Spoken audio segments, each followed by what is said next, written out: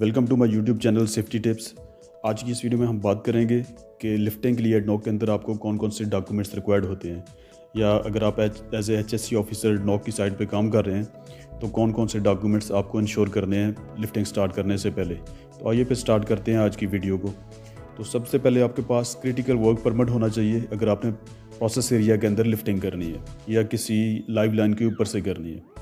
उसके अलावा आपके पास फार्मल रिस्क असेसमेंट होना चाहिए जिसे FRA कहते हैं, जो कि पहले TRA था लेकिन अभी WMS सिस्टम के अंदर इसको फार्मल रिस्क असेसमेंट में चेंज कर दिया गया है।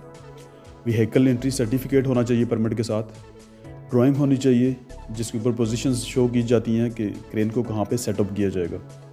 लोड चार्ट होना चाहिए, मेथड ऑफ स्टेटमेंट होनी चाहिए और एमरजेंसी रिस्पॉन्स प्लान होना चाहिए और एमरजेंसी स्टैंड बाय व्हीकल होनी चाहिए ताकि अगर इन केस ऑफ एमरजेंसी आप उसको यूज़ कर सकें।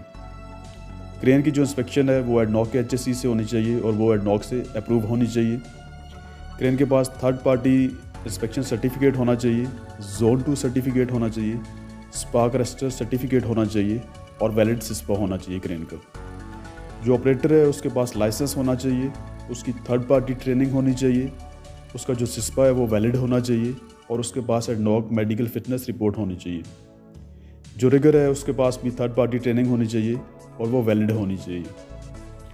एडनॉक इंडक्शन रिकॉर्ड होना चाहिए, जैसे कि ऑपरेटर है, रिगर है, लिफ्टिंग सुपरवाइज़र है, तो उन सब का जो एडनॉक का इंडक्शन है उसका पूरे का पूरा रिकॉर्ड साइड पे होना चाहिए। H2S ट्रेनिंग सर्टिफिकेट होना चाहिए। लिफ्टिंग टूल्स एंड टैकल्स, जैसे आप स्लिंग्स यूज़ करते हैं, शैकल्स हैं, उनके थर्ड पार्टी सर्टिफिकेट और वो कलर कोडेड होने चाहिए।